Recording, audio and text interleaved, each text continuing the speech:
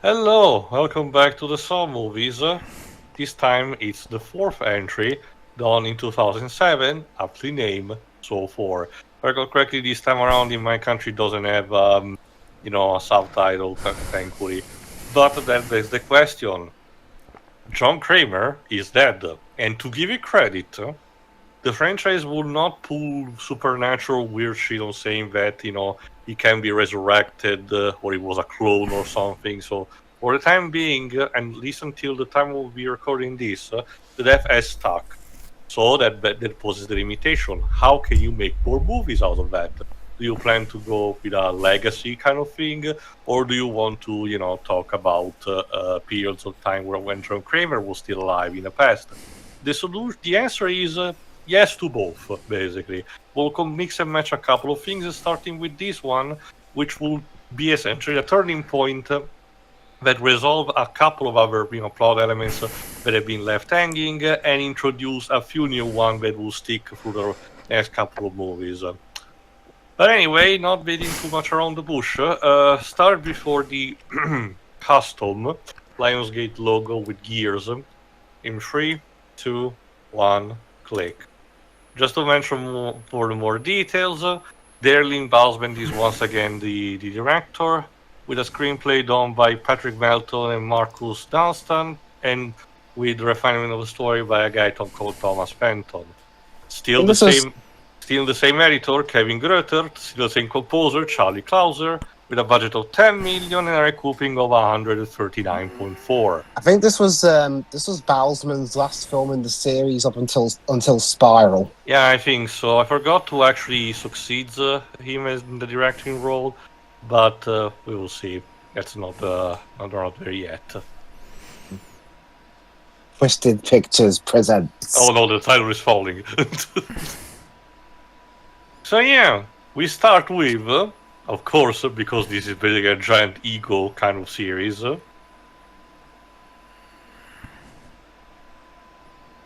Jigsaw body. So we get to see Tobin Bell naked. I mean, I've heard of many types of fan service, but not this one. I mean, if Kramer loses the fan service title though, because he's dead. So what? Necrophilia? It's like that not approved kid in movie 43. Hey, that had a skit like that. Yeah, Anton Yelchin was supposed to play, morgue doctor who's also necrophiliac.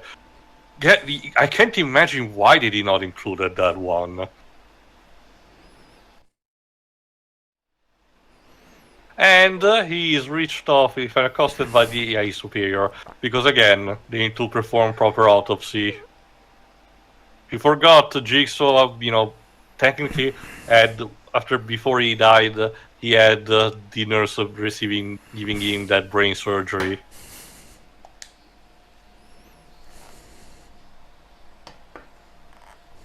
I mean, he's dead. I don't think Bell's playing his corpse this time. Okay, no, I don't remember if they actually made a mold or they just had the trick of just his head popping out of under the table or something like that.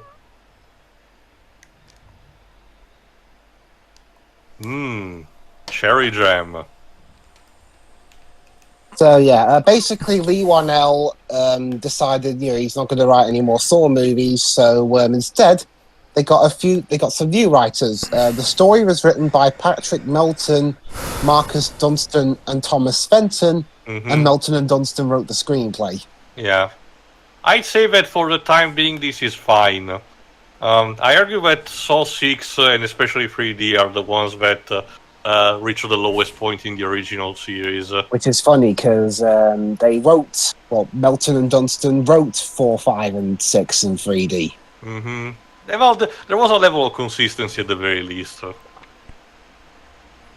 It's just that I don't know if it was the best thing to do, but again, we're just one thing at a time.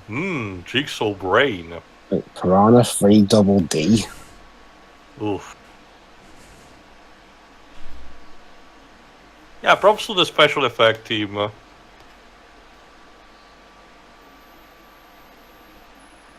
Alright, let's carve this turkey open.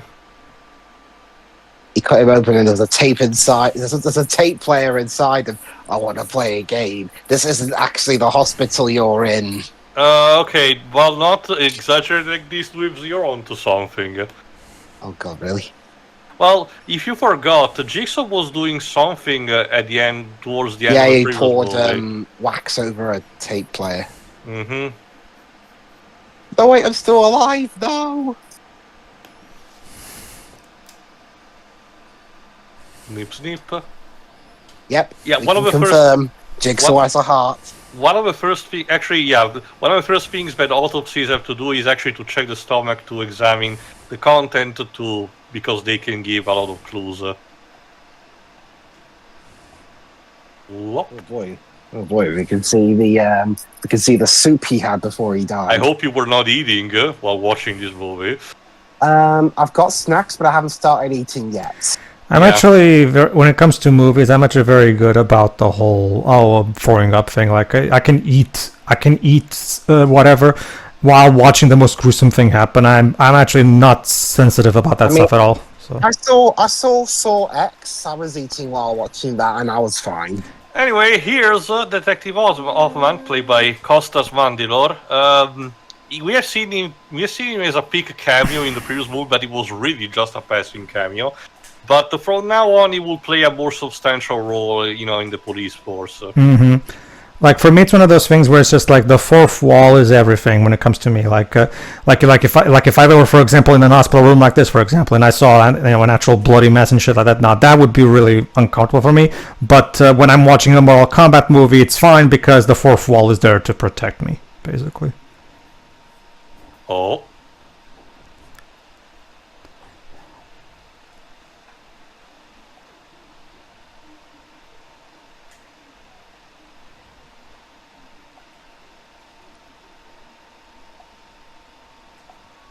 It seems that Jigsaw was planning or something like this to happen and recorded something in the meantime.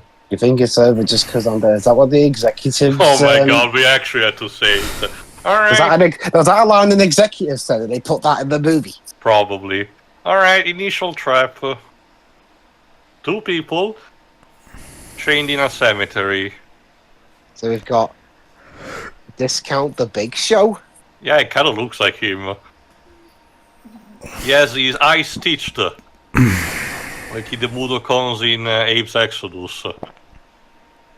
Okay, was this around the point of the series in which people were accusing the series of just being torture porn? I think so. Boy, the next couple of movies will be the one that will try to... The other has a stitched mouth instead. Alright, so... see no evil, speak no evil? Kinda. That's the irony. This is the weirdest sequel to that film I've seen. The two are supposed to actually, communicate, but because one cannot see and the other cannot speak, it's nearly impossible. And of course, this means that they start throwing things at each other very quickly. And yeah, the key is on one of them and the lock on the other. Oh, the irony.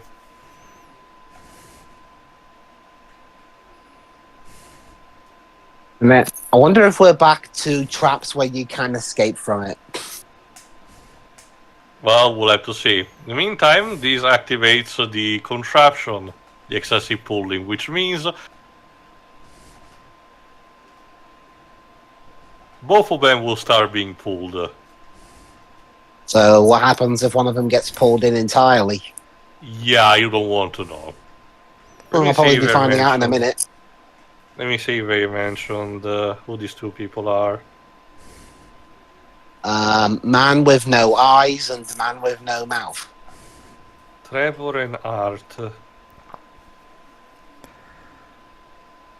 Trevor is played by Kevin Rushton, but I haven't seen... Let me see if IMDb tells me more about him.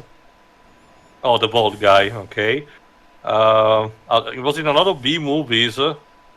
Like Universal Soldier 2. Jesus. Oh, it's Canadian. Oh, don't they normally film these in Canada? I think it was a minor role in the first X-Men movie. Huh. Ow. Shank. Ow, that was a stock sound effect. Yeah. I could do that with my vocals. This is the weirdest Mortal Kombat movie I've ever seen.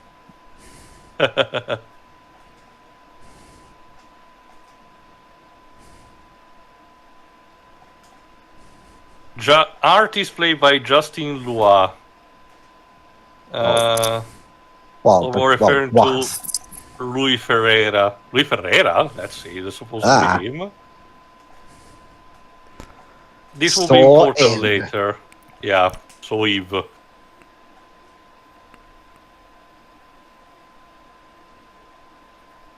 Now we're back to a couple of other characters from the police force that also were present in the previous movie.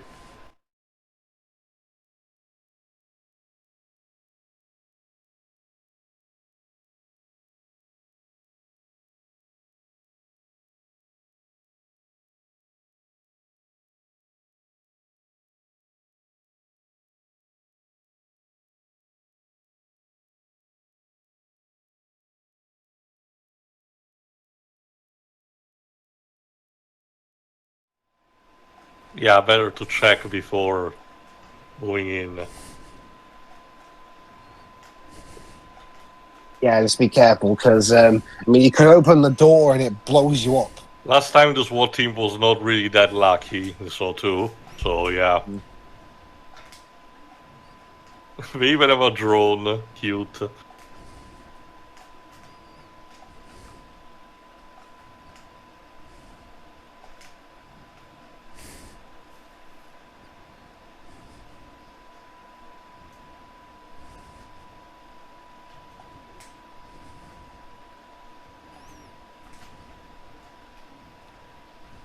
Well, there is one bit of trivia of note. At least at the time of the article being put together, Saw 4 had the shortest amount of time for filming.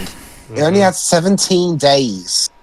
Yeah. 17 days. They put it together very quickly. Yeah. But to contrast, the second shortest was the first movie, and that was 18 days. Yeah, Brig, played by Lyric Bent, has unfortunately the problem of wanting to rush into the idea of saving people. Forgot, this was the detective that in the previous movie got into the trap of Amanda. So we get to see what happened to her. Oh, she's dead. Alas. Oh, cute mice boat. Yes, but she's got company. Yay. The kind Shuey would like, I think. I personally would prefer that though. Yeah, you're a rat person.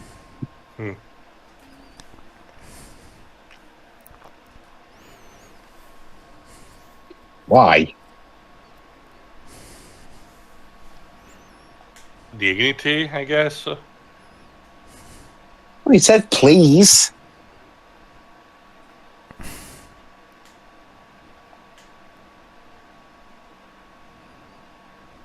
Yeah, Hoffman has a point. You cannot just rush things out. Like Snow, heroes don't need plans.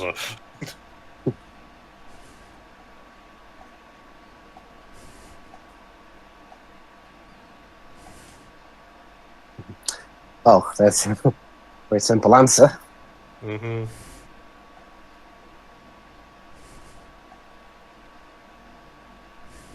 Interesting, solemn piano rendition of the series main theme. Huh?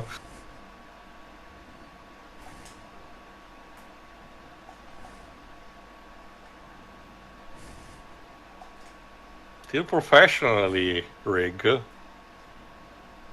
Yeah. Yeah, you chose it. Like, I get the kind of grief that Rig is going through, but...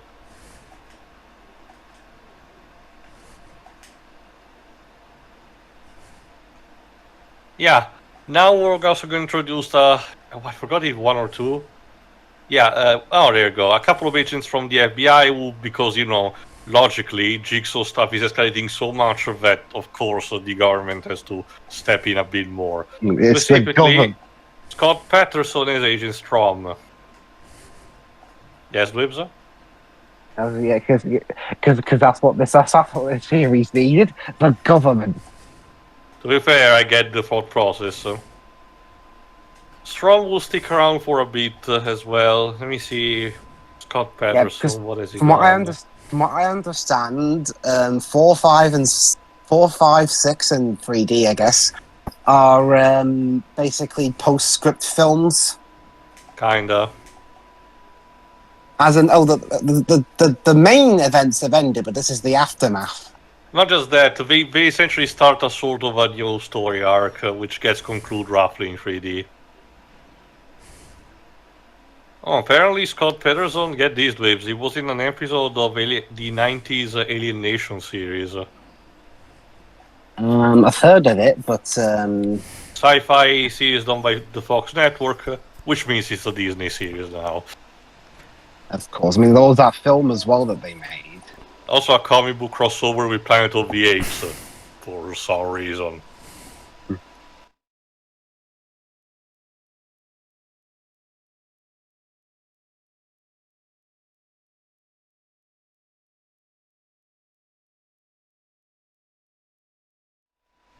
This is Jigsaw's wife. We saw a glimpse of her in the third movie. Let me check her actress again.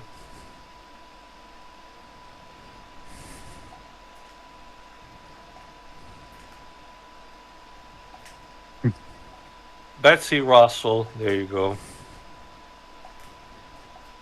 So this was what John wanted all along, to be a figure in Time magazine. Apparently. Figures. Yeah,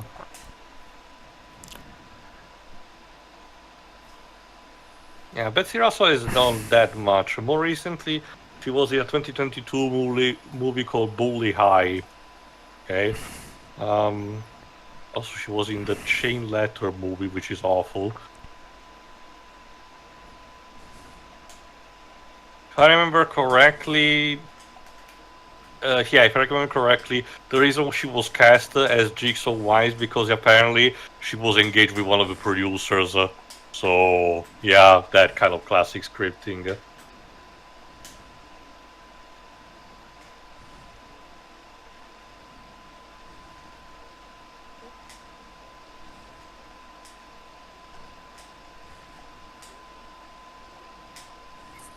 He's Jinx. There's also, unfortunately, the fact that Detective Matthews still hasn't been found yet. So This is, I think he's going to be the main protagonist of the movie. yes, Riggs. After having been small, having small man in PS2 movies, in this one, the spotlight is on him.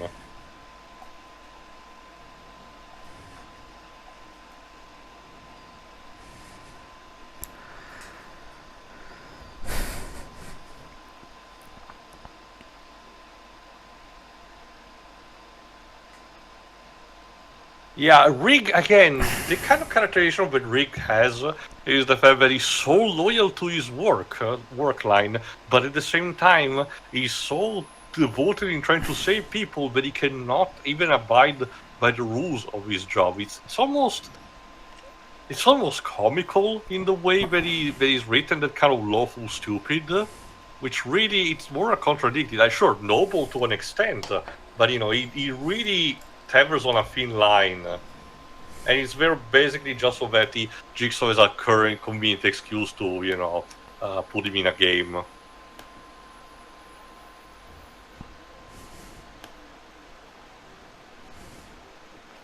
Yes.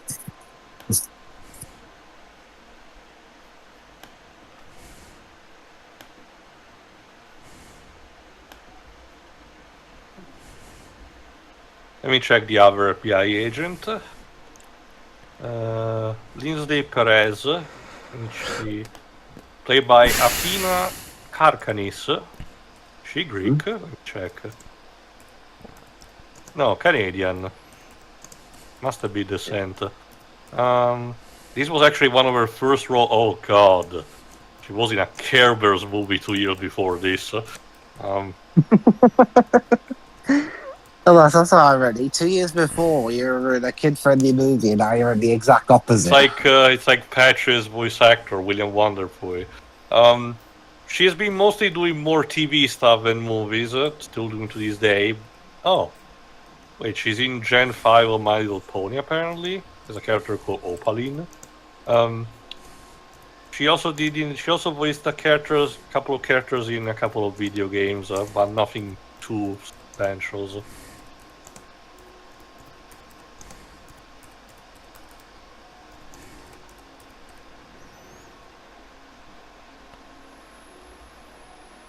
Look at those sweet, sweet ruffles.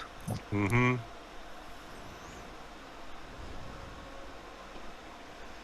To be fair, okay, this was 2007, so this will be before the Twilight series started. So there wasn't even concern in terms of potentially balancing fan service. Fair enough.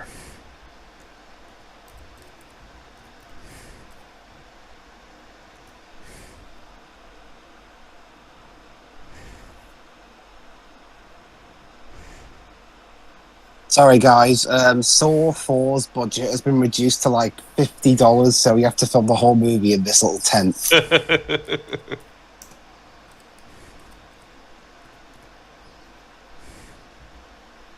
What are we going to do for the traps?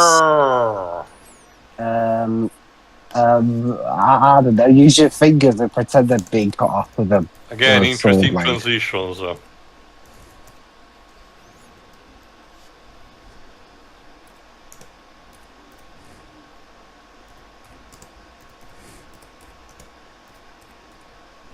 The bath trap, the shower trap. That's no, it's a David Cage. What if David Cage made a Saw story? Well, isn't that kind of where that chapter with Ethan in Heavy Rain is? Technically, yeah. To be fair, yes. You can tell there's a lot of inspiration. So yeah, this is you mentioned everything earlier. This is Mr. Grutert's 4th straight movie editing the films. Yeah.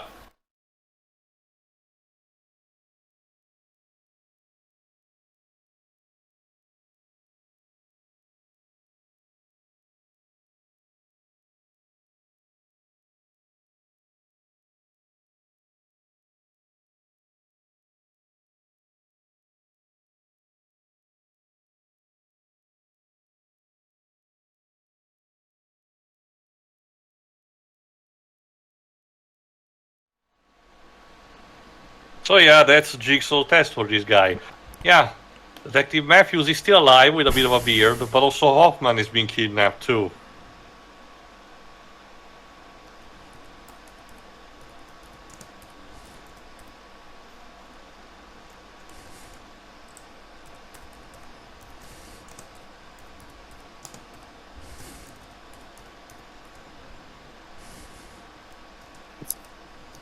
Yeah, at this point, I think at this point, from this till Saw X, I guess all Tobin Bell had to do at this point was record the Jigsaw. There are a couple of scenes that involve John Kramer in live action, but they're very minimal. Yeah, so most of the time, you just have to, voice over. Yeah, Saw X is when he's actually on screen for more than 5 minutes for the first time in a while. I know it's called Saw 10, but Saw X sounds better. Kind of like Mortal Kombat X. Yeah. It's supposed to be 10, but it's cool. Yeah. Mm-hmm. It's extreme. Also, we have the same thing from the village where the people in the pig mask produce otherworldly noises. Now, the X thing I don't mind. What I do mind is what they did with Mortal Kombat 11, where they call it Mortal Kombat 11 Ultimate, where such a missed opportunity. You could have called it Ultimate Mortal Kombat 11 as a perfect throwback to Ultimate MK3. Come on, guys. Isn't Ultimate the label only for basically the complete edition, the one that gets all the Oh, DLCs? oh yeah, it is Teo. It is Teo, but they call it Mortal Kombat 11 Ultimate. But you might remember that that the super awesome version. version. It's just that these days it's mostly also the fact that Pedro, that's how editions with all DLCs are just labeled. I understand. I understand that, but it's just that NetherRealm, for the sake of a throwback to Ultimate MK3, could have called it with the word Ultimate as the first word as a neat callback to that, but they didn't. I guess you probably have to blame Musketeers at Warner Bros. Probably. Yes, uh-oh. Time is up. Yeah, if you don't want to gather scout, you want to do something about it. Yeah, but Saw told him not to do anything. And instead he did. Oh, Jigsaw, sorry. Mm-hmm. Cowboy Bebop with its computer.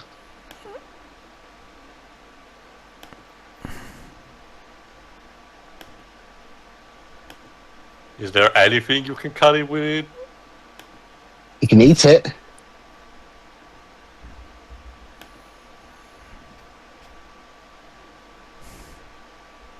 Nope, no knives.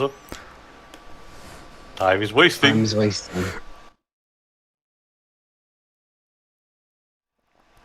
What do you think I'm trying to do?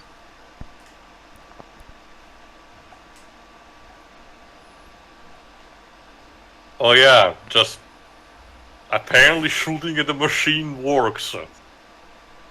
It just works.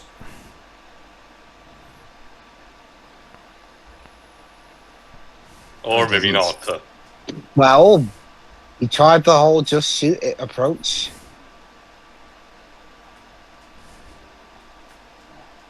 Uh-oh. Lovely. She cannot hold on that much, mate.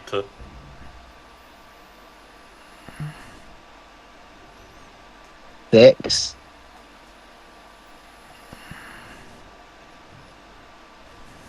Interesting transition. And maybe transition mid-track. For the record, because I checked, apparently some of these scenes about the importance of fingerprints and a transition to that are exclusive to the unrated cut. Huh. I don't know why. Have you seen the OG cut? No, but I checked. Remember, there's a site that gives a nomenclature about the specific difference between cuts. And I checked before that. And I remember back when I watched Adam's retrospective on the series from the YMS channel that he also made a point to notice them, and they did look odd to me. So when I found out that they're apparently this exclusive to the equivalent of the director's cut, I was like, oh, someone wanted to be quirky. But yeah, I managed to save her, so that's good news, right?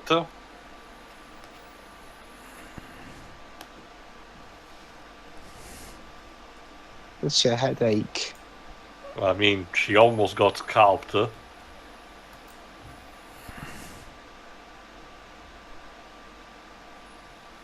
Uh-oh.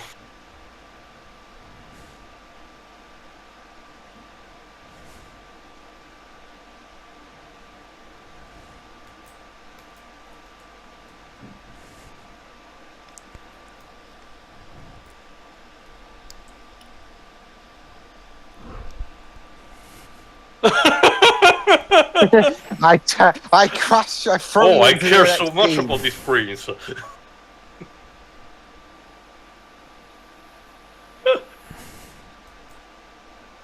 And yeah, she still dies because apparently she had instructions to kill Rig. Yeah.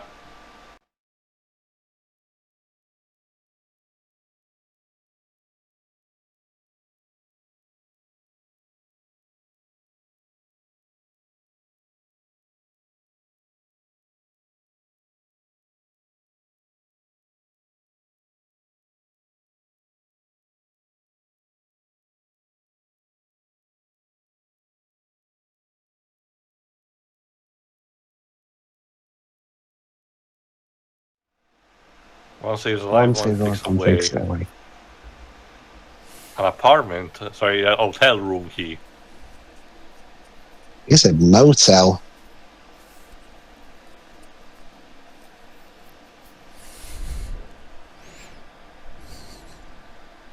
Meanwhile, there's still the detective and that other guy.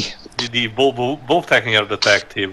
But if I think both are also on the SWAT team. So yeah, the fact that Jigsaw managed to kidnap all of these people from the police force is actually quite impressive. Especially considering his health.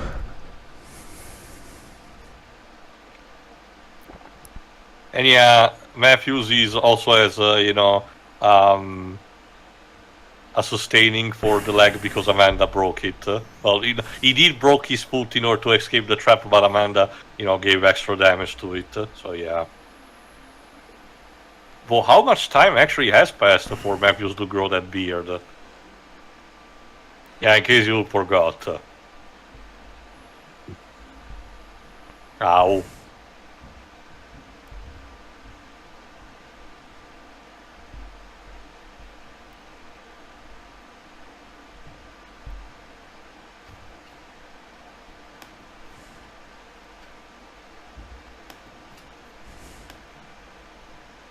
There you go. After the confrontation with Amanda, someone else put him in another cell and left him there for a while. Jesus Christ, how many apprentices does this guy have?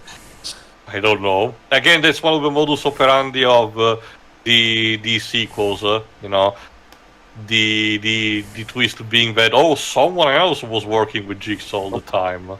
This is going to be. If we get any more, it's going to be like the NWO in wrestling. Like everyone in the roster is a member.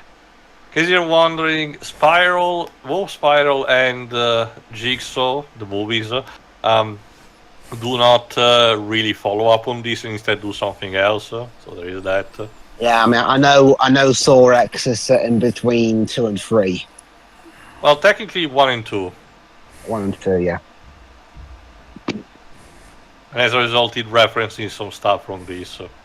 There's also, again, for this movie, there's also the usual that we need to take into account, starting with movie 2. Are the events told in the proper order or not? And, if so, in what order are we told? So, yeah, the man who wants to save everybody has now killed somebody. Although, to be fair, they were trying to kill him. Yeah, self-defense. But these guys don't know that.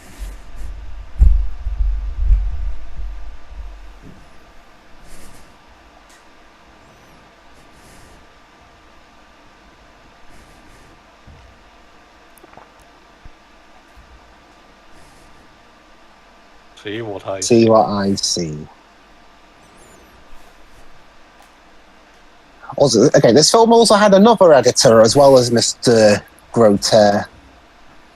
Griu, sorry, I can't pronounce it. Mm-hmm. Well, at least go on. Brett Sullivan. Well, at least so far, the editing doesn't seem to have that. It's a bit better, admittedly. Yes, it's a bit less, schizophrenic than the previous movies.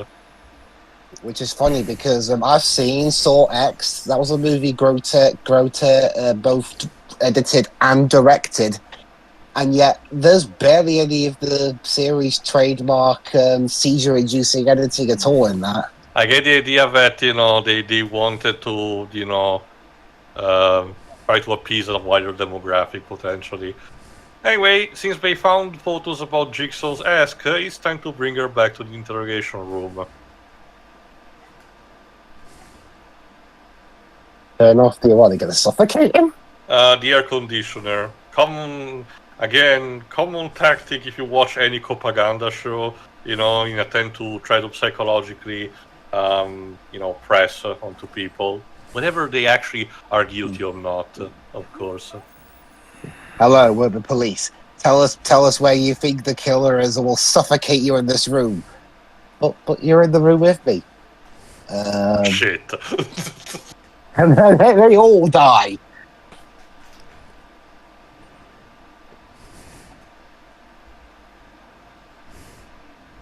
This so far this is coming off to me as Saw as told by CSI. Kinda. It does. It has a bit of Jerry Bruckheimer's, style behind it. Or did Bruckheimer produce that show? Yes, it's proudly presented in the beginning of at the end of each episode, so it's engraved in my mind. Who is this? Whomst?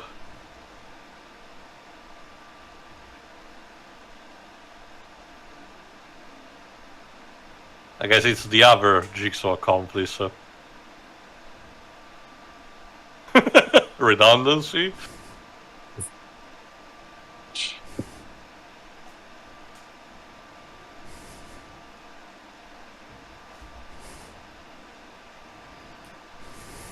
Time's ticking. To the motel. What a lovely place. Let's go in here. This is a Wendy's.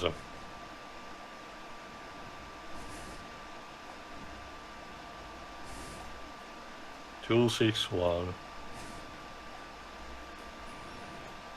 Forgot, what was the prisoner code name of Jean Valjean? 20619, I think? I don't remember.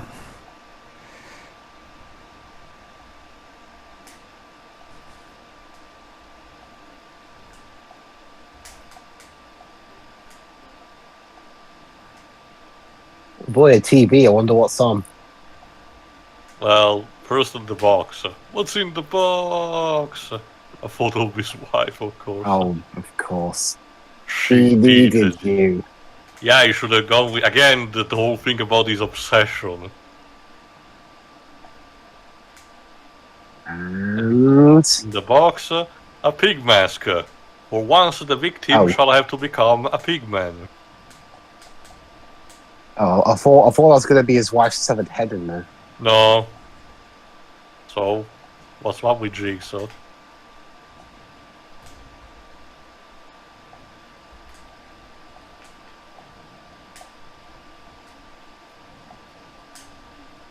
We just saw him, there you go. Mm-hmm.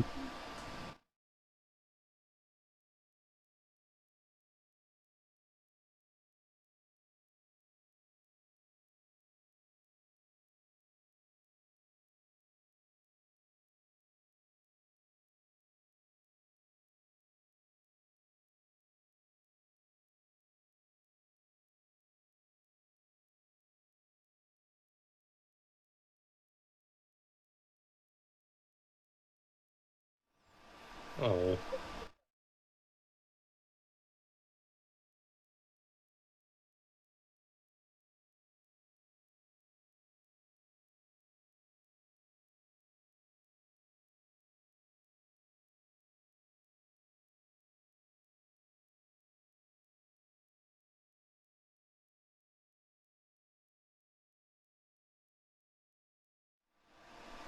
Yeah, I saw Welsh's review of this years ago, and I think I might recognise what this guy's deal is. Mm-hmm. Forgot who the actor is. Let me see if I can find him.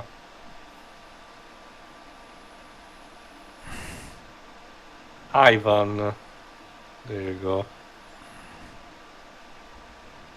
Played by Marty Adams.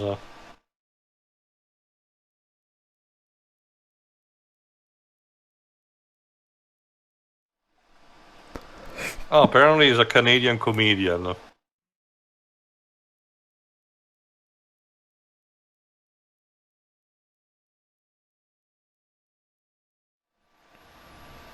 Mm-hmm.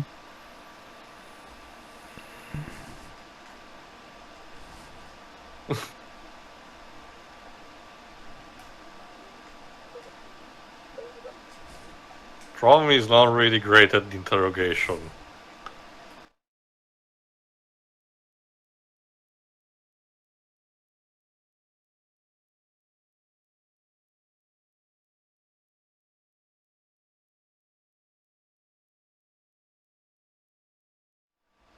Hey, we've seen some of these people before, and I think.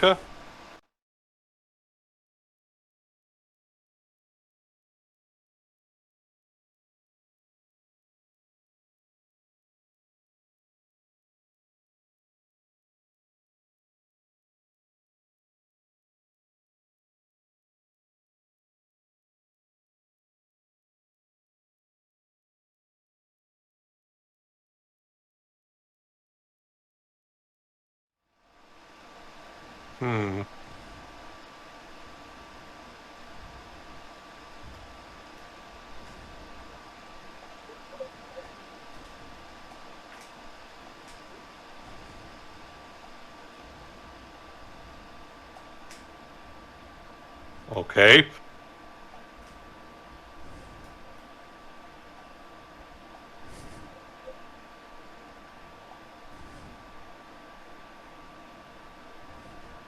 Again, I understand the logic behind this because, logistically, if you let the movies continue, the bodies amassed would be enough that, the investigation should have to, exponentially rise.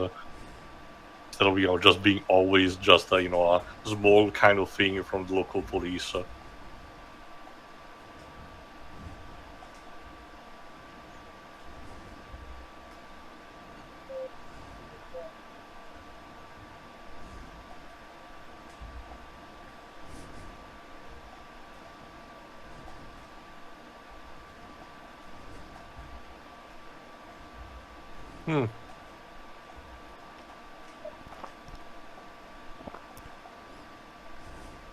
You forgot before you having this criminal entrepreneur, Jigsaw was also an engineer.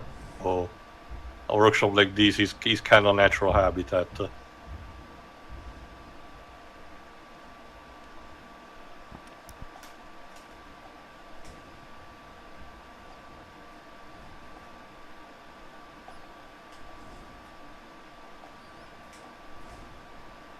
A cradle.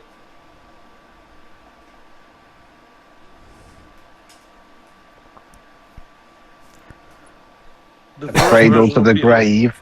Yes, the first version, originally the puppet was supposed to be a toy made for, John Kramer's child, which his ex-wife was bearing.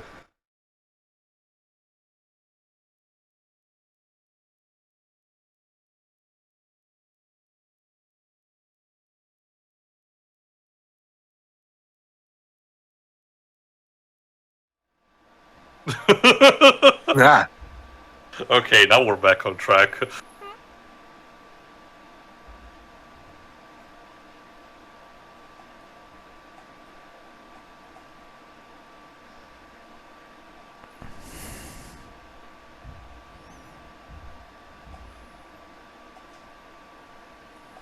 Uh-oh. Yeah, this is yeah, I just looked it up. I think Jigsaw himself will explain what the deal is with this guy.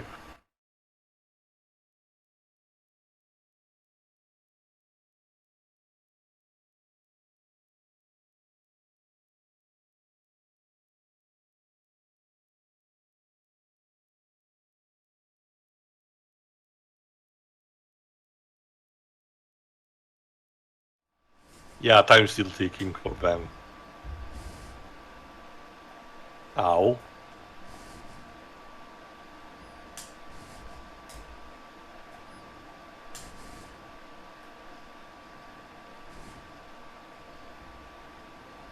Rig.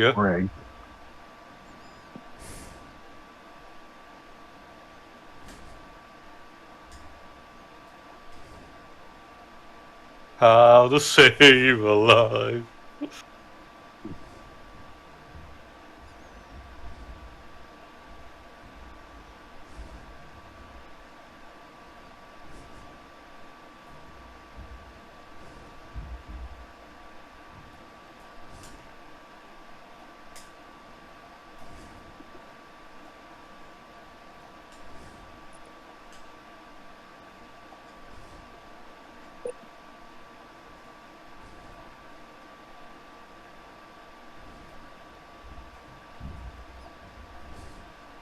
So yeah, something new for the series. The victim is forced to make someone, participate in the game instead of having Jigsaw do that.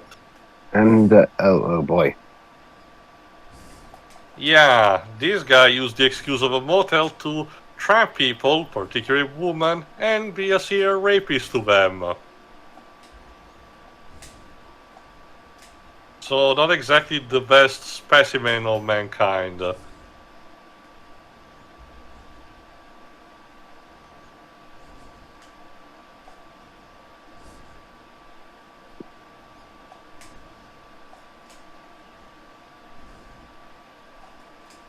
So yeah, let's see what the machine does, shall we? Hand him the tools that will save his life. Does he want to, though? Well, let's see.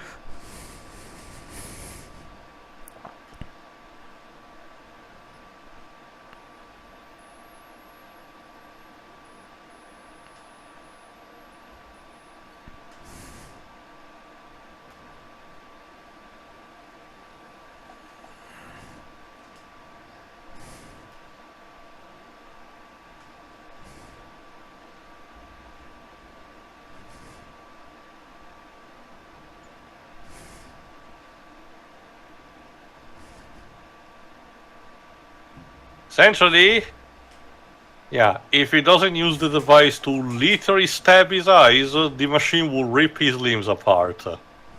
1 minute to do it.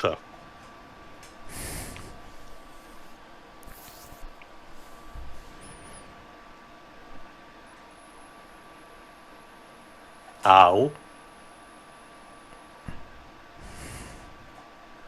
I can't say I feel too sorry for this guy. Unfortunately, it wasn't fast enough to decide.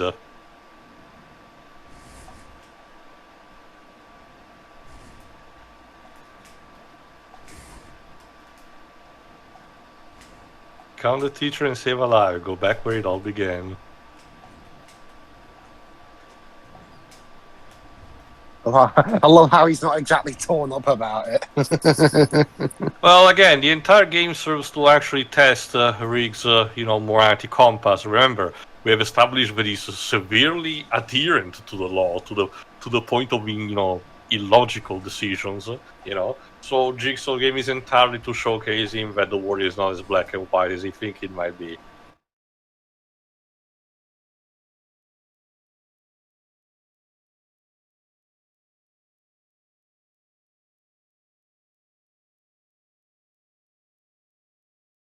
It's so cartoonish.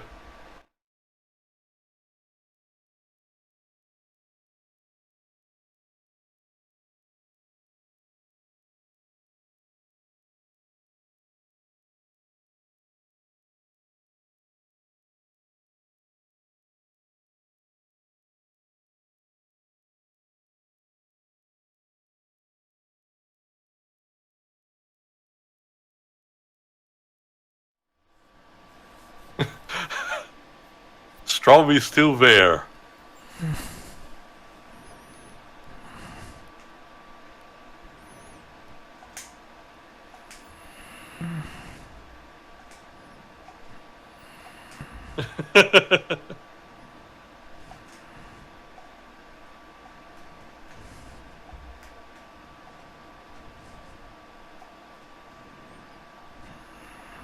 Yeah, more, if I recall correctly, more people than we've seen before.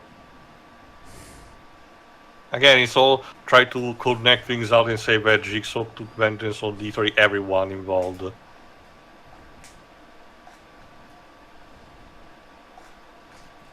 Hello, janitor who spilled my soup. I want to play a game. Basically, he probably will do that too. Just because you don't appreciate life enough. But John, all I did was accidentally knock your soup over.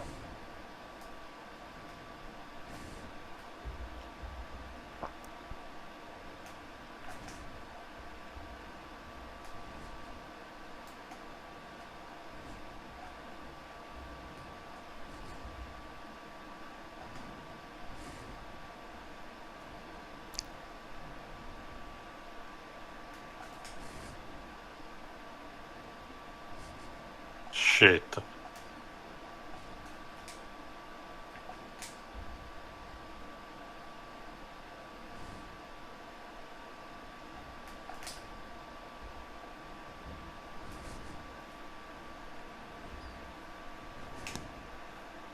Okay then.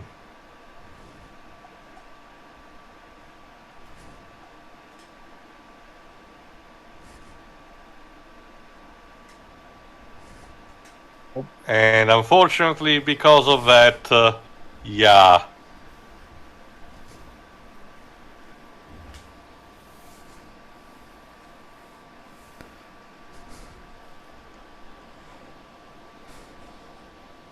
job.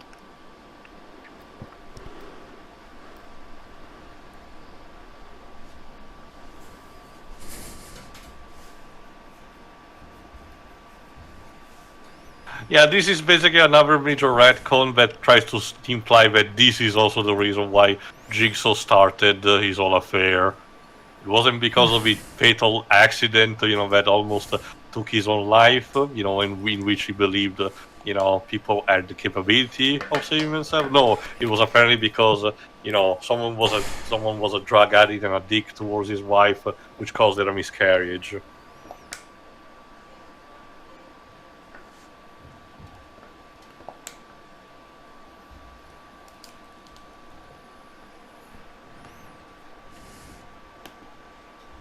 I wonder if anyone's actually done a parody of Saw, where the reasoning for being put in the trap is like really, really minuscule. I'm pretty sure there are a couple of Robot Chicken sketches that are about that. Yeah.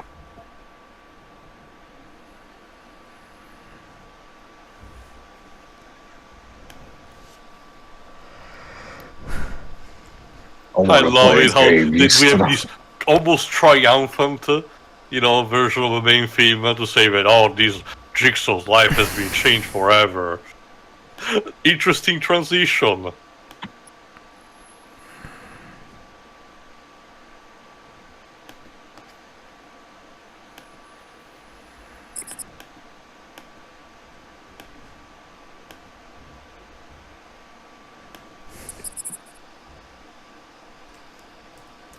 Okay then.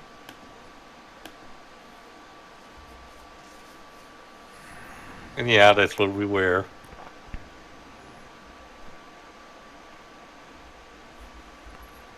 Oof.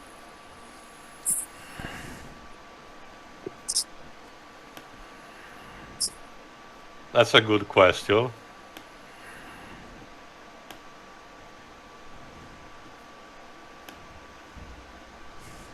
Wait, Art Blank, we kinda heard of that already.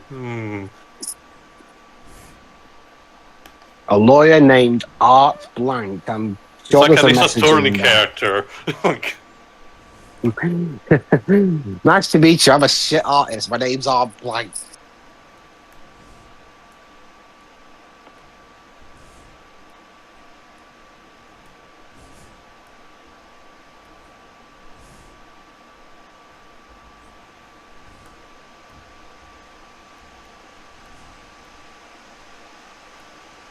Essentially, there you go. Yeah, Detective Strom is believing that Jigsaw is using this to actually, convince Rig to join Naturally's cause. Interestingly enough.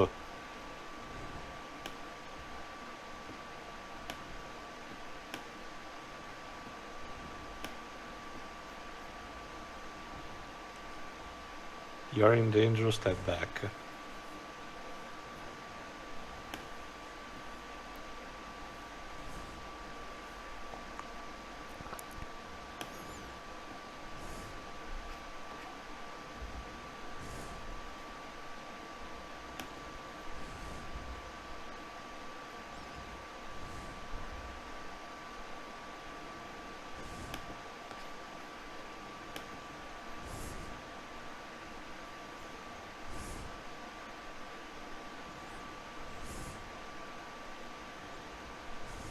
Shit. Oh.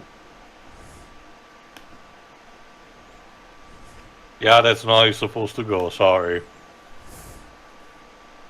Okay, I'm new at setting up traps, okay? Just give me a break.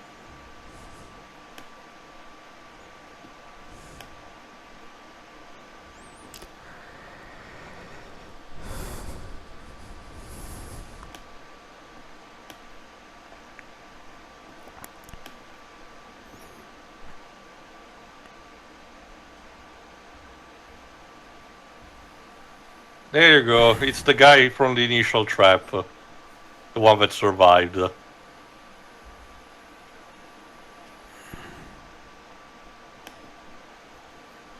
A lawyer.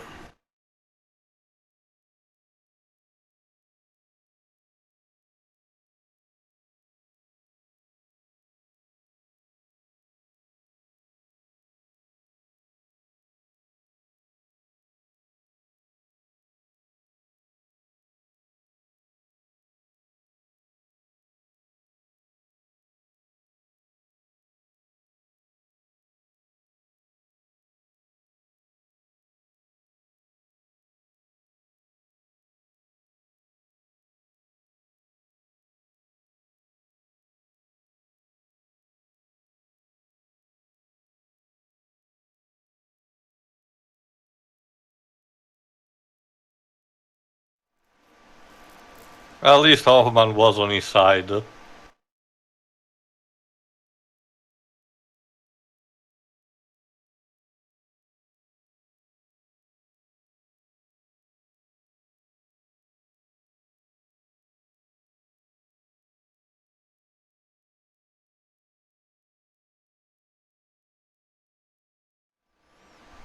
Yeah, that's sadly most of what Detective Matthews says in this movie. He doesn't really have much to do.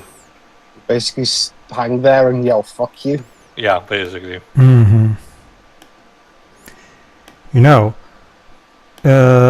If Saul was ever the game master in a 12 game, what missions would he impose on the players?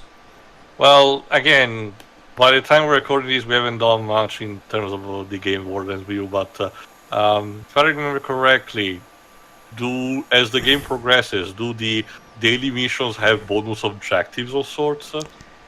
Not bonus objectives, but the missions get progressively more weird and complicated. I guess it will just start on a higher difficulty. I'm mostly speaking because in the case of this specific guy, like this guy would definitely probably put a lot of really fucked up things. So.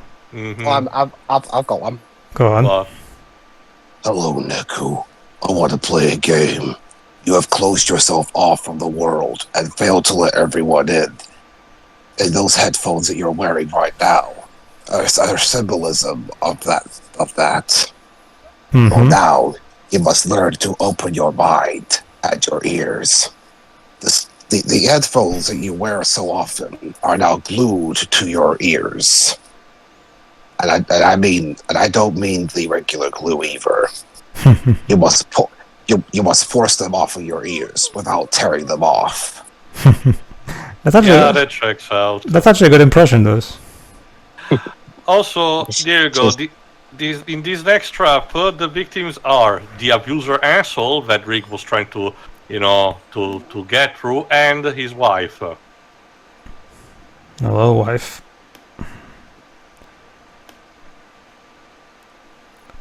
Depends just on where to put it.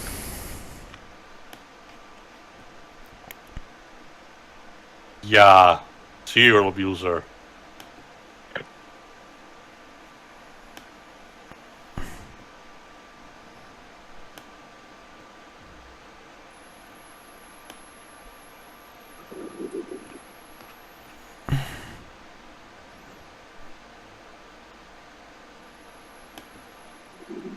So yeah, one of the more interesting traps, especially of these early, both the abuser and his wife are, connected via the metal but the husband is actually, the pins on the husband are connected to specific arteries. So if she manages to remove the metal rods from herself, she will be able to kill him as a result.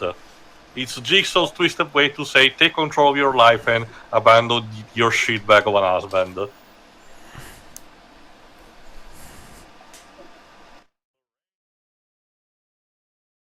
Hooray for Jigsaw to defeat domestic abuse and sexism.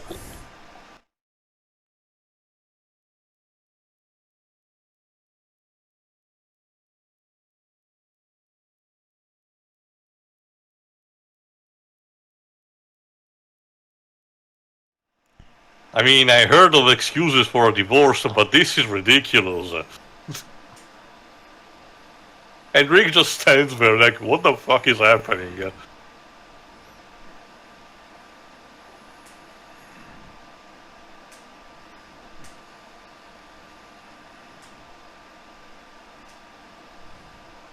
Let's listen.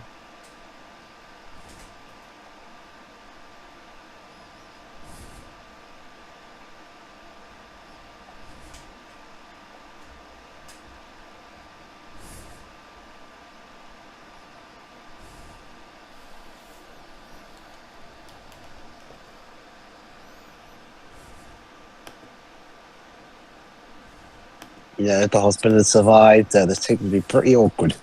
Mm-hmm.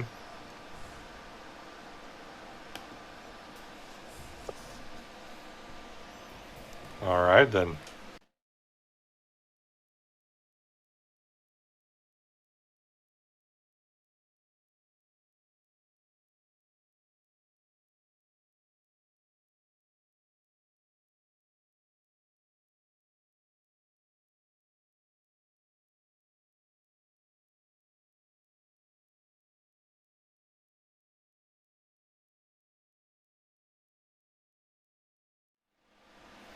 There we go.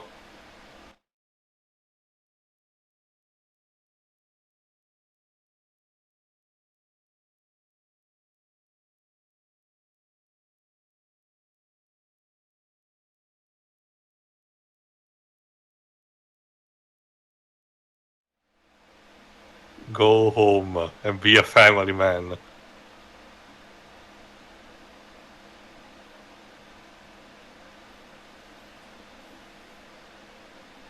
G, the recurring thing.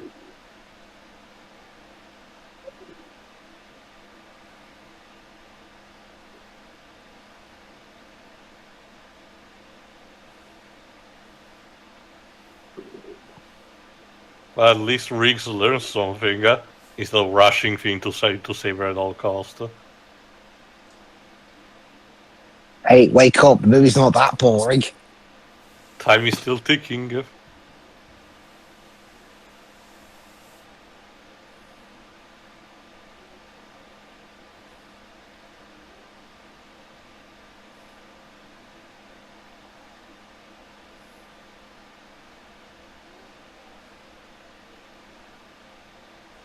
So yeah, she did survive. Well,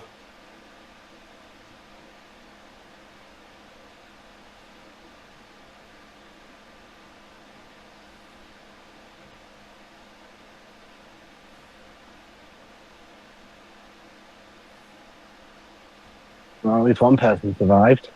Mm-hmm. So we're going up on the ratio.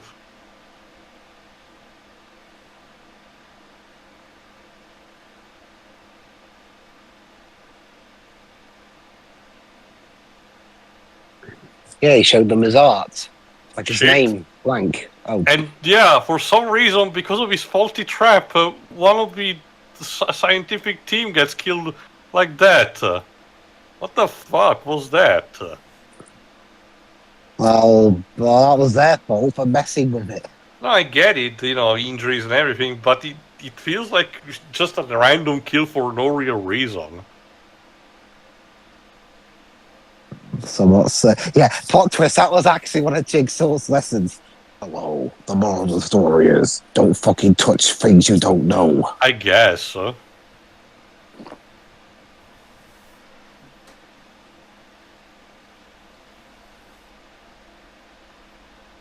Off base. Off base. Okay. This, what is that? Is that actually a word? Let me check. It's because it's Billy the puppet. We haven't seen him in a while, admittedly. So No, it's not a word.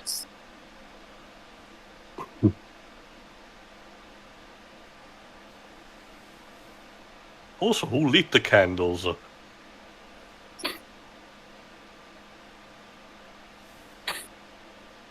You sure? Don't touch the tape or it's game or as you press the tape, it's game over instantly. And apparently he knew that Jigsaw knew that Agent Perez would have, pressed the button. Yeah, no, jeez.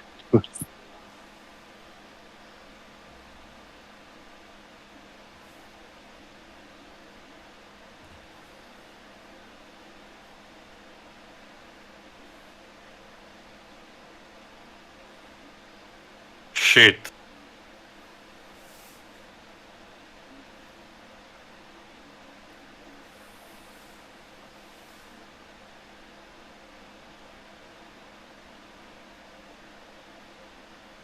And now she's dead.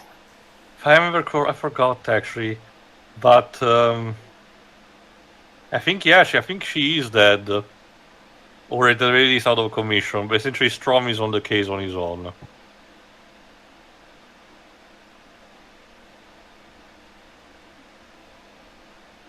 Again with these transitions.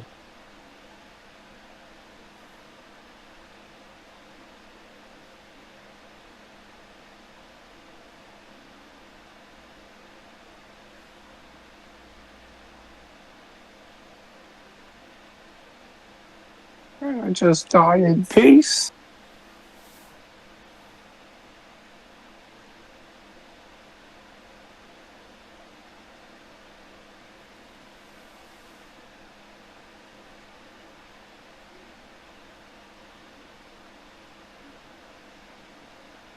No, you fool!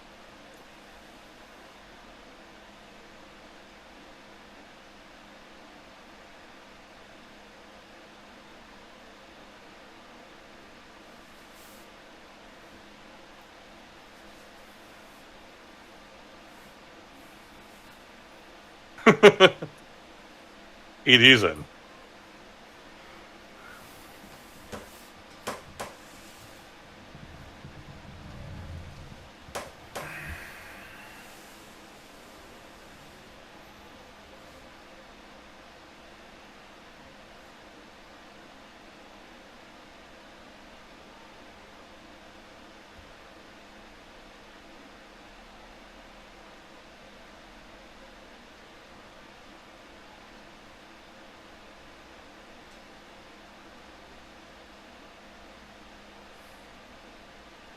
We call this test the "Are you really that stupid?" test. Basically. You give a loaded gun to you give a gun with and a bullet to a guy who's not very happy with you.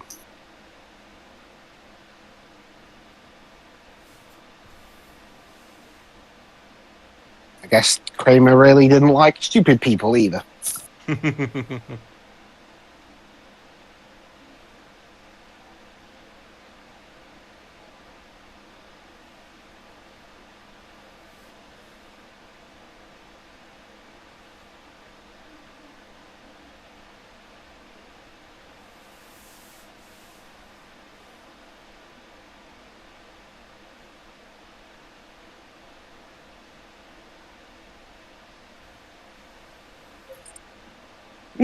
One question at a time. Time, Jesus.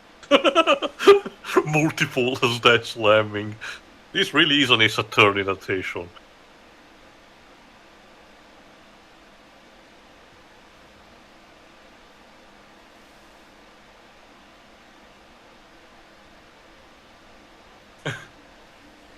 Why do we have this interest-proof scene with Strom pointing his gun somewhere? I noticed that in the flashing.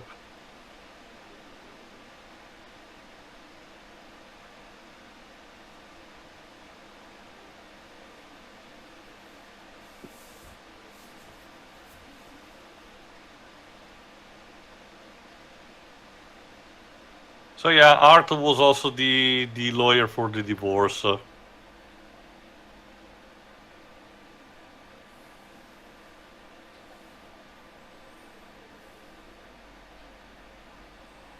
That's where he does his arts and crafts. Again, like I mentioned, Jigsaw was John Kramer was an engineer before, so he specialized in that.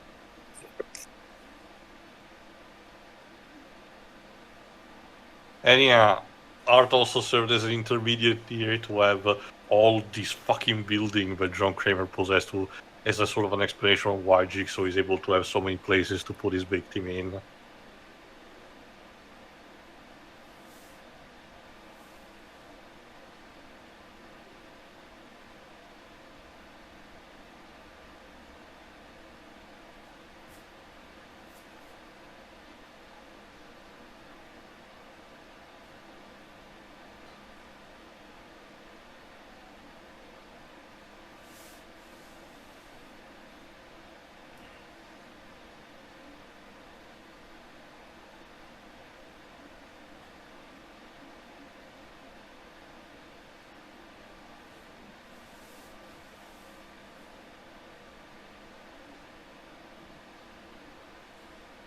And he puts the lawyer in the trap because he broke his favorite doll.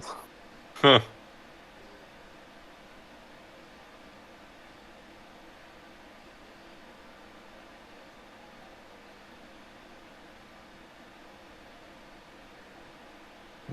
Going to see Lawrence Gordon. Again, we still don't have the money to get back Carrie Elwes.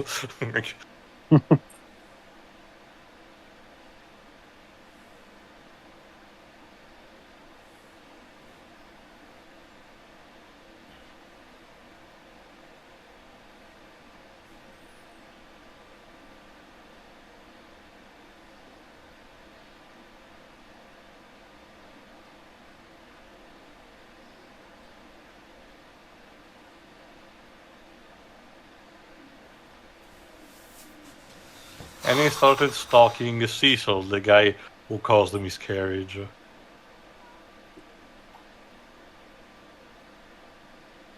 And also this.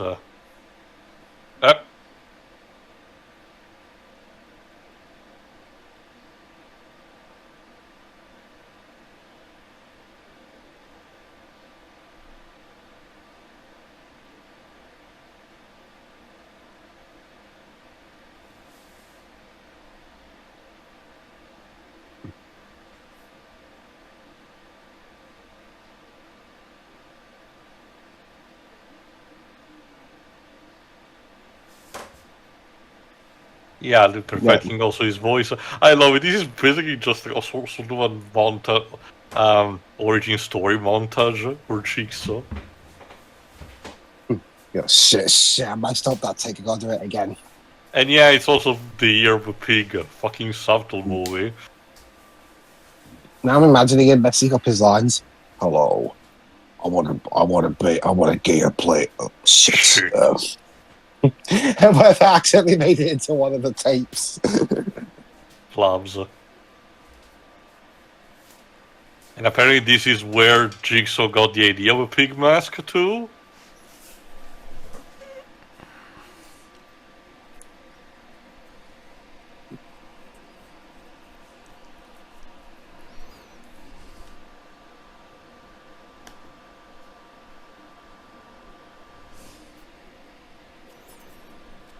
So yeah, Cecil had the honor to be John Kramer's first victim.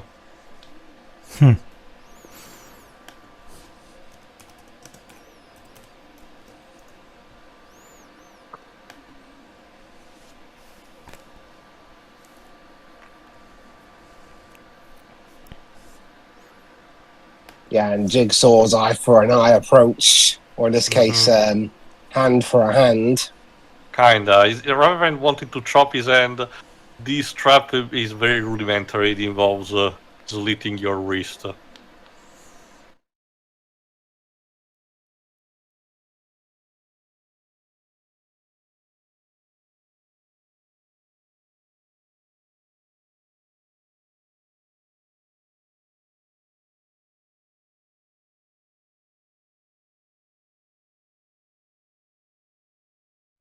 Welcome to the pilot episode of the Traps of Jigsaw.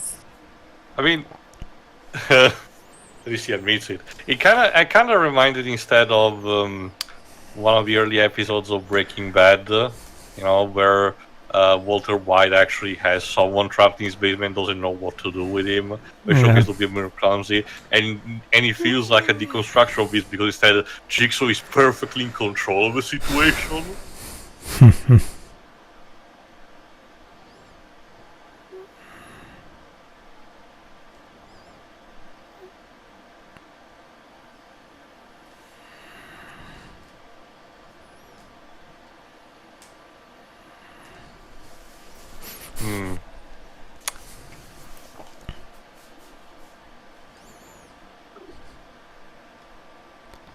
All right.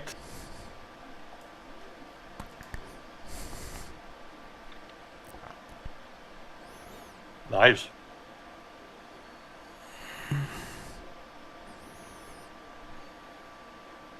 Let me check who Cecil is played by. Again, first couple of traps rudimentary. Billy Otis.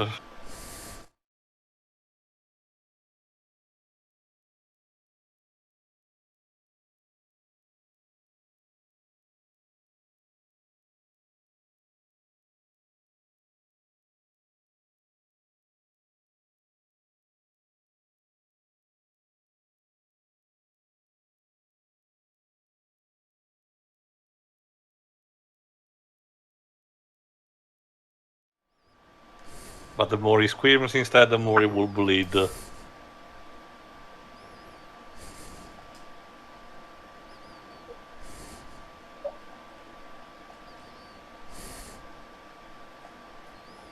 Billy Otis, he was in a minor role in Assassin's Creed Odyssey. Also, let me see, the first Suicide Squad movie, again another extra. Mostly more TV stuff.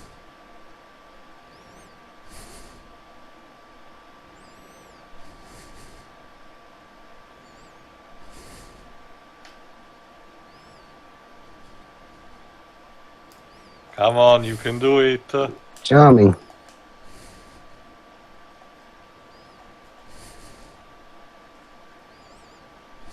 Keep in mind, this is technically Jigsaw's major first trap, so for all we know, it's possible we cannot work as intended.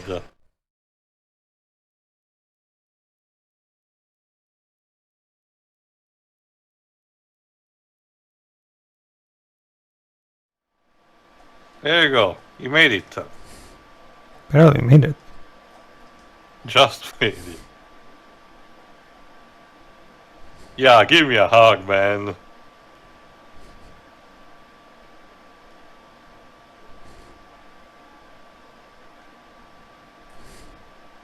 Whoop. Well, he really should have appreciated his life more, I guess. What's more embarrassing? You yourself, or you failing to grab me, a frail, nearly 50-year-old man. Tobin, I understand. Maybe the movies are not that great, but please remain calm.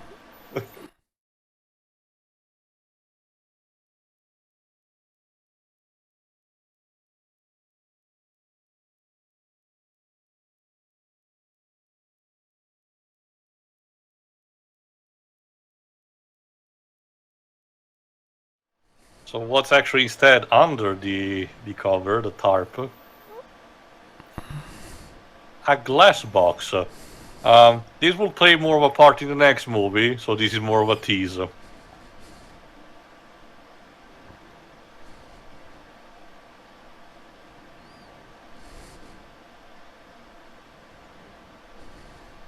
Now what?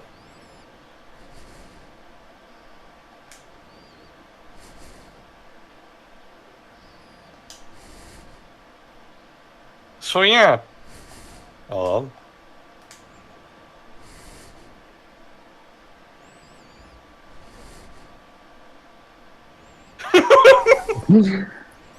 Oh, if you just let me answer the question instead of repeating it 60 times.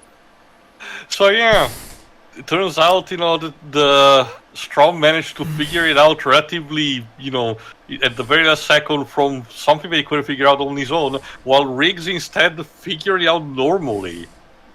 Please just remember who you're saving, time is on essence.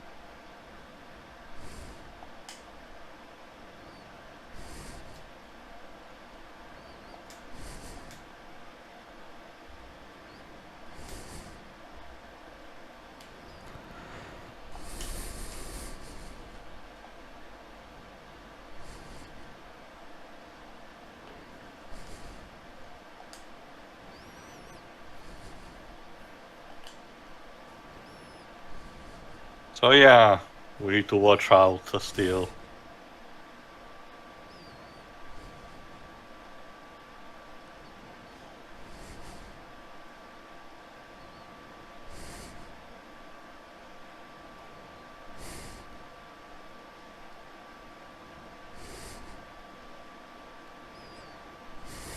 That's Rick's final test.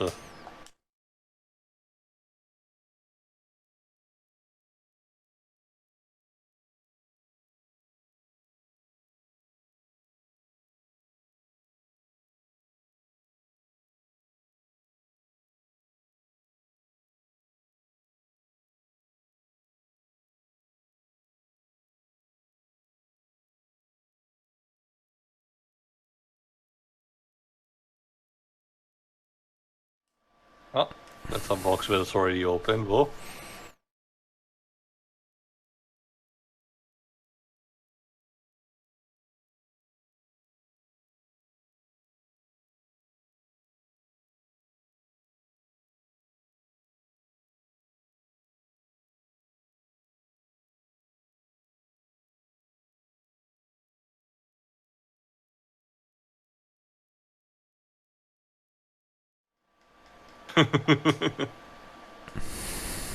He's like, fuck this.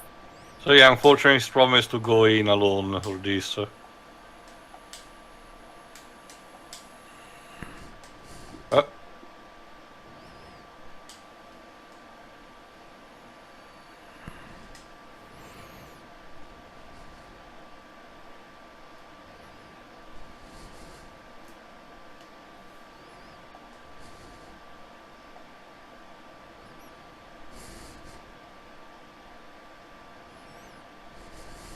Mm-hmm. Have you learned how to save a life? Truly. But wait a minute, reminds some of me- these sets sorry. seem familiar. Go on, Pedro. That reminds me of one of those here's how you can save a life type of adverts. Yeah, kinda. There was one in my country back in the late 2000s that was really funny, and some of the group of comedians here even made fun of it.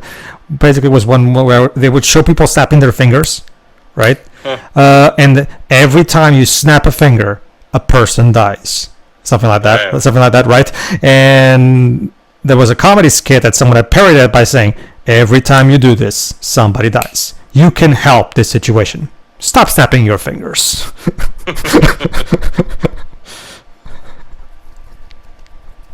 So yeah, this is how Art survived the trap.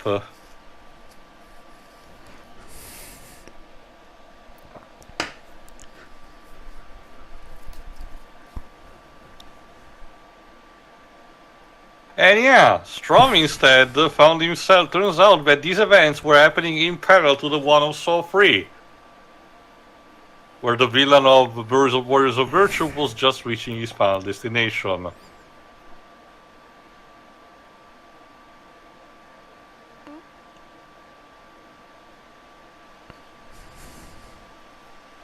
How coincidental that it's the same building.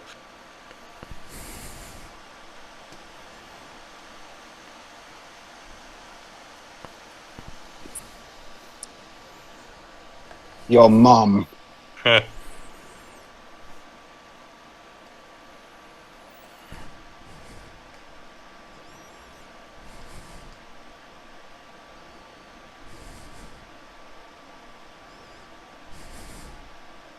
I'm guessing that's archive audio they use. Mm-hmm. Again, you were essentially, seeing what. You remember what happened at the end of Saw 3? The winner of that game was just standing there with his dead wife and the bodies of everyone else. So we need also to learn what happened to him. So if you forgot, he was kind of a miserable piece of shit, complete with what he did in the game. So, as you can imagine, fans were not particularly, particularly kind towards him.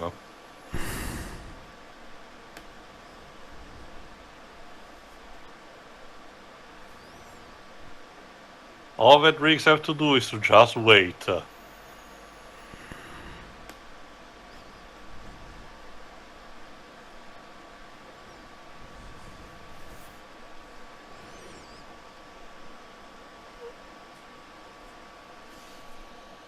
And yeah, that's the moment where Jigsaw died.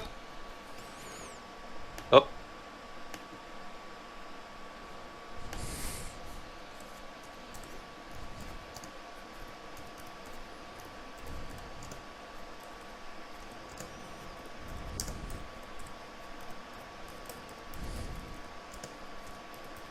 Fucking hell.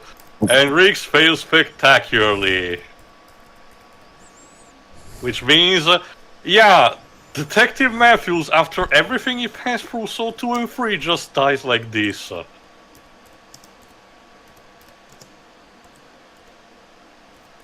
That also means Hoffman has to go.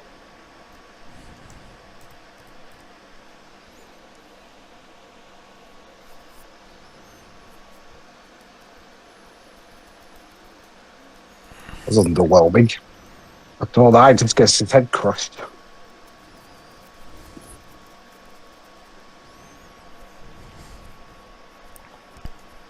There you go, thanks to the key that Strawn had, he found Jeff. And yeah, Jeff just dies like that, which, again, chronology-wise means that Jeff died almost a few instants after he finished this game at the end of Saw 3. And the fandom and nothing of value was lost, because again, as people know, that it was a piece of shit anyway. There's still his daughter somewhere in the building, so we'll have to see if the police manages to save her or not. I mean, imagine if after everything that Targent did in the in the later prequels, it turned out that Bogdanov was defeated by him just slipping on a wet floor.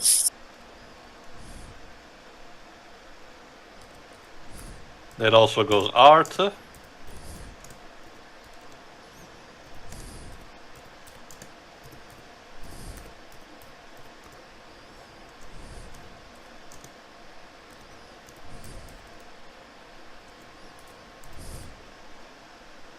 Yeah.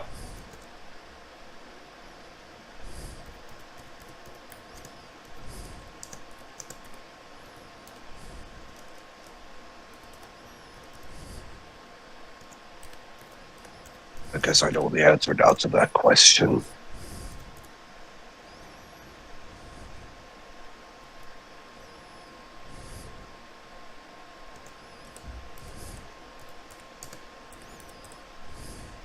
Yeah, that was also the entire point of this game, people saving themselves.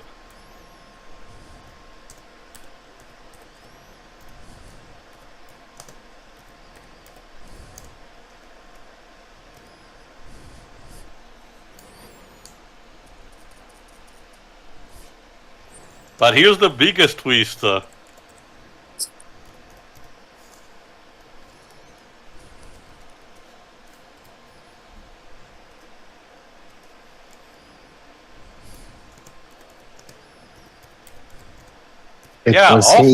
Hoffman was also an accomplice of Jigsaw, which explains a lot of the more heavy lifting.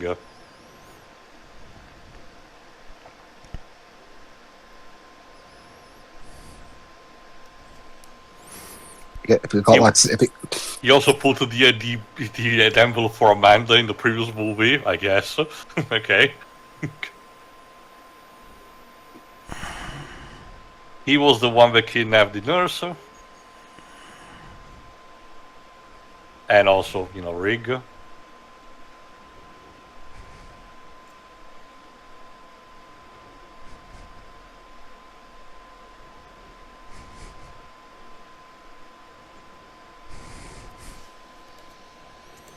Now he's just going to leave him in there. Hey, he said it!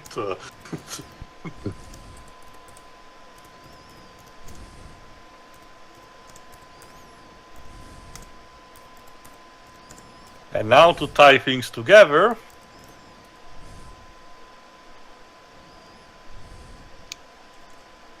He locks Strom inside with Jigsaw body for every fragments to be found and potentially also for him to die, while Detective Hoffman basically gets away.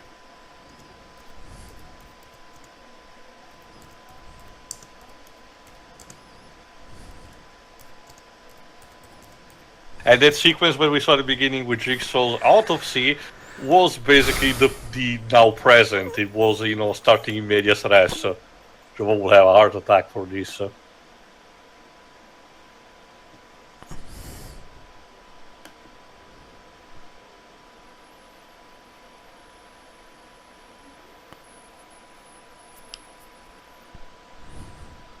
Yeah, we've got... and yeah, it just ends like this. So yeah, you can clearly tell this was... Yeah, you can clearly tell this was made with the idea of making more movies, so they just left the ending super open for this. Good thing that it's still sold enough, I suppose. Mm-hmm. So anyway, Saw 4.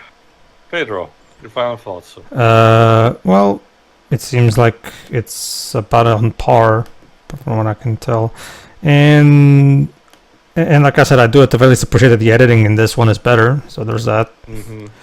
Aside from that, yeah, it seems like it's another Saw movie that seems like it does what it's expected, so I don't really have much of any complaints to throw out.